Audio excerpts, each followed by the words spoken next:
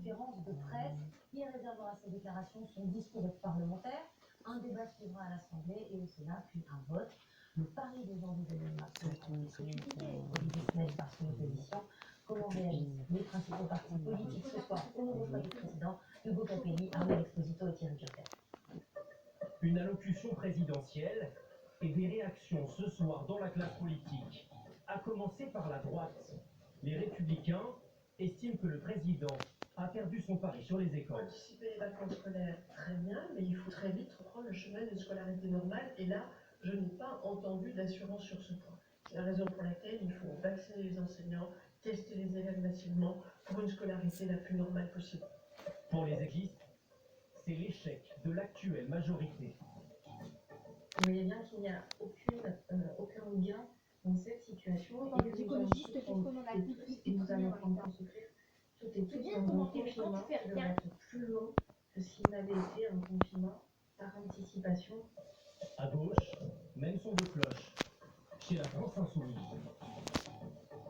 Alors, le président de la République nous dit ce soir, nous avons gagné des jours de liberté, c'est faux. Nous avons simplement perdu du temps du fait de ces décisions hasardeuses. Le Rassemblement national va plus loin. Pour lui, Emmanuel Macron devra s'expliquer. Je pense qu'Emmanuel Macron devra rendre des comptes sur la manière dont cette épidémie a été gérée.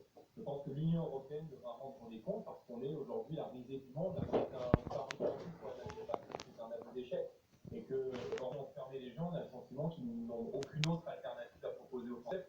Demain, c'est Jean Castex qui interviendra devant les députés et les sénateurs.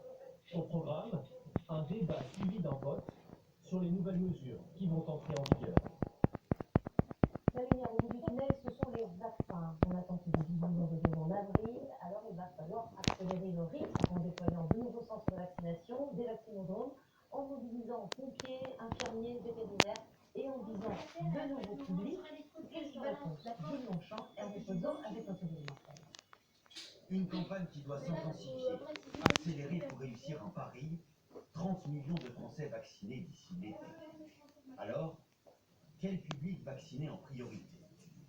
Ce soir, Emmanuel Macron a détaillé le calendrier vaccinal. 2 nouvelles tranches d'âge sont concernées. Tous les plus de 60 ans dès la mi-avril et les plus de 50 ans dès la mi-mai. Sans attendre juin et la vaccination ouverte à tous, les forces de l'ordre et les enseignants pourraient également être prioritaires. Une bonne nouvelle pour cette syndicate. Il est même urgent de prioriser les personnels de l'école qui sont touchés de près par le Covid parce que forcément on voit qu'il y a une contamination via l'école parce que les enfants sont de plus en plus contaminés. Ces ambitions seront-elles facilitées par une arrivée massive de doses? En avril, les livraisons devraient se multiplier. 12,2 millions. C'est beaucoup plus que les mois précédents et ce rythme devrait s'intensifier jusqu'en juin. Mais pour 3 vaccins, des retards sont déjà prévus. Conséquence, 3 millions de doses ne seront pas livrées. Les fabricants ont du mal finalement à répondre à leurs propres engagements. Parce que les détenteurs de brevets ne disposent pas des capacités de production suffisantes et qui rechignent à accorder des licences à d'autres producteurs. Pour tenir cette cadence, y aura-t-il plus de soignants pour vacciner?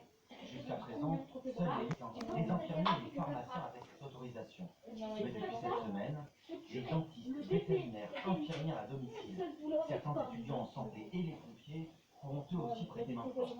Alors à Marseille, la formation des volontaires a déjà commencé. 100 pompiers formés en quelques jours, ils pourront déjà vacciner dès demain. Allez, voilà. Participons à l'effort contre cette guerre. Il me semble qu'on a dit que c'était une guerre sanitaire, et oui, on y est. Une trentaine de centres XXL devraient participer à cette montée en puissance. Au Stade de France, 10 000 personnes pourraient être vaccinées. Est-ce que vous commencez à voir les effets de la vaccination? On a maintenant aussi vraiment la vaccination, ça va être la clé de la sortie de crise. On voit bien qu'on a un peu de vaccination pour voir que c'est un vrai impact en qualité, on le voit avec les personnes âgées, ça a également un vrai impact sur les contaminations, et on le voit par exemple chez les soignants, il y a enfin une dissociation de la crise des contaminations chez les soignants vaccinés, et on le voit avec les arrêts de travail et le taux de transmission de façon générale. Et ce qui est extrêmement intéressant avec ce que l'on a entendu, c'est qu'on a maintenant un changement de paradigme. Jusqu'à présent, En école, ben, allez, on va. Maintenant, on va vacciner pour diminuer la transmission. D'où le changement progressif de la catégorie de population concernée par la vaccination. Je pense que le gros pari auquel on va faire face dans les semaines à venir, et on l'a bien vu avec ce qui vient d'être dit, ça va être est-ce qu'on va vraiment avoir... Alors, si t'attends pas de partager le vidéo de demain, aïe. Voilà, ça va vraiment être la variable d'ajustement. Bon, l'école de famille l'école, le pain, applaudit. On va pas aller dessus. T'auras qu'à vérifier demain. 3 semaines donc de vacances. Les détails sur ces nouvelles mesures à l'évaluation. Un nouveau tour de vis valable sur tous les établissements à commencer par les écoles. Dès mardi prochain jusqu'au 9 avril, tous les établissements scolaires seront fermés, mais les cours sont maintenus en distanciel de la maternelle jusqu'au lycée. Du 10 avril au 25 avril, vacances pour toutes les zones. Enfin, du 26 avril au 30 avril, les maternelles et les primaires retourneront en cours, mais ce sera le distanciel pour les collèges et les lycées. Emmanuel Macron a encore privilégié Ouais, mais après, ils peuvent le passer. L'éducation de nos enfants n'est pas négociable. L'école n'est pas négociable. S'agissant de tous les Français, les restrictions qui étaient en vigueur jusque-là dans 19 départements s'étendent à toute la métropole. Mais le président affirme ne pas avoir reconfiné fin janvier. Sans la responsabilité des Français, ça n'est jamais un parti. Emmanuel Macron a esquissé un calendrier de réouverture progressive et sous conditions d'ici l'été de tous les établissements fermés jusque-là.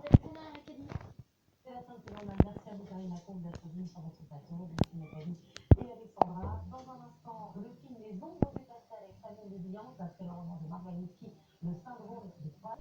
Demain, vous retrouverez Guillaume Rouget à 13h. Bonne soirée sur France 2. À demain. Retrouvez toutes les actualités en continu sur France Info et la 27.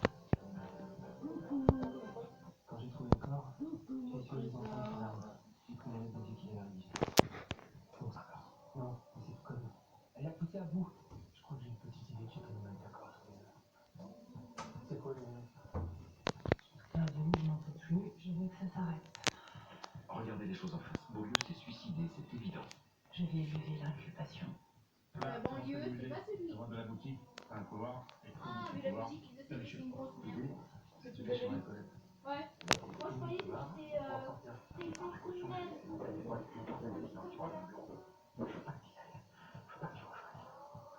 Quand je pense que devrait être au musée avec Gary, sinon. Vous foutez ici, vous. Là, il a été drogué.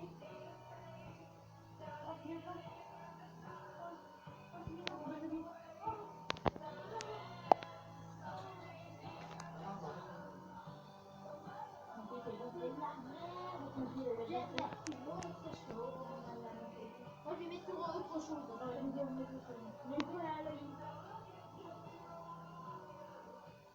Voilà. La question que J'ai mal à la tête. 90% de son effectif est en télétravail et sur ses 20 salariés, 12 ont des enfants. Alors il a déjà réfléchi à une solution. Je pense prendre soit des mineurs de domicile et puis aider financièrement les collaborateurs qui le souhaiteront sur cette option, voire éventuellement mutualiser une garde d'enfants avec les sociétés que l'on a. Il évalue à 3 500 € par mois la prise en charge du budget minimum pour ses salariés. Finalement, pas grand-chose, si ça permet d'être gardé en santé mentale de certains d'entre eux, en télétravail depuis 20 ans. Ça trouve des exercices énormes, de plusieurs heures de lien et de spécialisation. Tous les patrons rencontrés aujourd'hui l'ont dit, tant il y a un horizon, ça paraît tellement. Alors éclaircie la voici, l'annonce d'une possible réouverture de commerce, de culturel et de terrasse de restaurant. C'est une bonne nouvelle. Déjà qu'on ait un objectif, ouvrir avant l'été, c'est essentiel pour pouvoir retrouver une activité. Un espoir donc, dans 6 semaines, et pour les dizaines de milliers de salariés de l'hôtellerie-restauration, au chômage partiel depuis le 29 octobre dernier. Bonsoir, mon cher François Langlais. Bonjour Gilles. On va parler d'argent un petit peu. Ces mesures vont avoir un coût. Est-ce qu'il est possible d'estimer l'impact économique lié au fait que les parents vont devoir garder leurs enfants chez eux, au fait que les commerces vont devoir fermer, que le chômage partiel va sans doute repartir à la hausse? Bien sûr, l'impact, c'est d'abord la fermeture des commerces et des immeubles essentiels. Ça pourrait coûter 4 à 5 milliards d'euros en croissance en moins sur l'année 2021 pour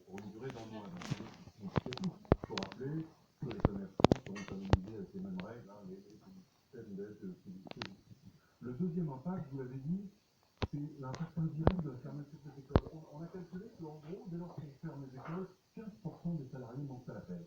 Parce que ce sont des enfants, des jeunes enfants qui doivent rester chez eux justement pour s'occuper de leur progéniture. Ça fait un salarié sur 6. Il y a trop d'organiser les équipes, ça aura un coût évidemment. Ces salariés seront indemnisés eux aussi avec le chômage partiel. On devrait voir le nombre donc progresser de 2 à 300 000 durant la période. Dernier élément plutôt positif, c'est la première fois qu'on a une perspective de réouverture pour les restaurants, pour les lieux de culture, entre mi-mai et mi-juin, mon chef de l'État. Ça fait du bien encore. Merci beaucoup mon cher François, l'homme sur votre milliard. Durant les 24 minutes de son allocution, Emmanuel Macron a fait de multiples annonces, même s'il se refuse à employer le mot de confinement généralisé. À l'évidence, notre liberté de mouvement, la scolarité de nos enfants, la manière dont nous allons travailler dans les prochaines heures profondément bouleversées. Noël Olivier nous rappelle les principales mesures et leurs conséquences. À partir de samedi soir, minuit, et pour 4 semaines, toute la France, hors outre-mer, devra vivre avec les mêmes restrictions. Celles qui ne concernaient jusque-là que 19 départements. Commerce non essentiel fermé et déplacements restreints à 10 km de chez soi, sans limite de temps. Ça devient difficile à vivre, mais je crois qu'il faut toujours qu'on continue à faire des efforts. C'est compliqué, mais je pense qu'il va falloir faire avec, parce qu'on n'a pas le choix. Il faut qu'on garde le courage, qu'on se serre les coudes. C'est une situation qui est fatigante. On sait jamais quand est-ce que ça va s'arrêter. Pendant le week-end de Pâques qui arrive, il y aura une tolérance pour permettre aux Français qui le souhaitent de se déplacer avant l'entrée en vigueur des nouvelles mesures. Autre annonce très attendue, elle concerne les écoles. Elles seront fermées pour les 3 prochaines semaines. À partir de mardi prochain, le 6 avril, et pour 4 jours, les cours se feront à distance. Puis, du samedi 10 au dimanche 25 avril, ce seront des vacances pour tous les élèves du pays. De la primaire au lycée, plus de zones, toute la France sera en congé scolaire. Enfin, à partir du 26 avril, le retour en classe sera progressif, en commençant par les écoles maternelles et primaires. Je pense que c'est dramatique de fermer une école autant de temps. L'année dernière, cette année, ça fait beaucoup. Ça ne me choque pas. On préférait que nos enfants aillent à l'école, mais je pense que c'est quand même nécessaire. En ce qui concerne la vaccination, le chef de l'État répète ce soir qu'il veut accélérer le calendrier. Les personnes entre 60 et 70 ans pourront se faire vacciner à partir de la mi-avril, celles entre 50 et 60 ans mi-mai. Et pour tous les Français qui le souhaitent, il faudra attendre l'été. Dans un instant, votre série de Residence, demain à 13h, Marie-Sophie Lacaro. Je vous retrouve à 10h45 pour l'émission spéciale, à 20h pour votre journal. Avant de tout quitter, une pensée confraternelle et amicale pour Vilaine et Plantu, 2 exceptionnels dessinateurs de presse qui ont publié aujourd'hui dans Libération et dans Le Monde leur dernier dessin. Bonne route à eux et bonne soirée à vous. Et bien sûr. Maman? Elle va comment? On sait pas encore, mais on s'occupe. J'aime bien. Maman, je crois qu'il va sortir la bague, qu'elle va mieux. Cette meuf. J'aime vraiment cette fille. Inédit. Lui qui est pas tombé amoureux, c'est bien ça. Depuis toutes les saisons, en fait, on l'a jamais vu en couple. Ce mec, non. Ouais. On l'a jamais vu en couple. Tout de suite, retrouvez le tirage du loto. Maman, je vais lentement parce qu'il y a le bébé. Qui peut concurrencer la marque?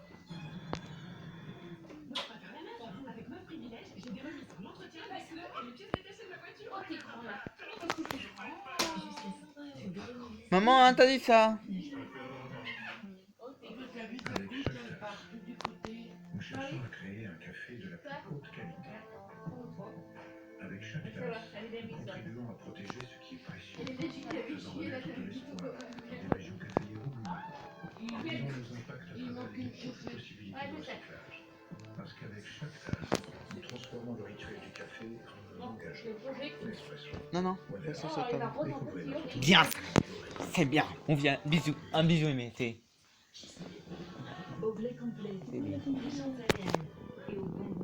C'est bien. Oh, on fait maman. C'est bien, Pépère. Au fait. Au fait. La coucouiche. La coucouiche. On a boulé. Hop là. Un gros sourire. Remplacer sa vie chaudière au fond par une pompe à chaleur. On peut sortir les seuls déserte. Mais sans la plage ni le sable fin. Vous voyez, bien sûr. C'est pourquoi NGM Service vous accompagne pour remplacer votre chaudière au fioul par une pompe à chaleur. Appelez le 3102, j'agis avec NGM Service.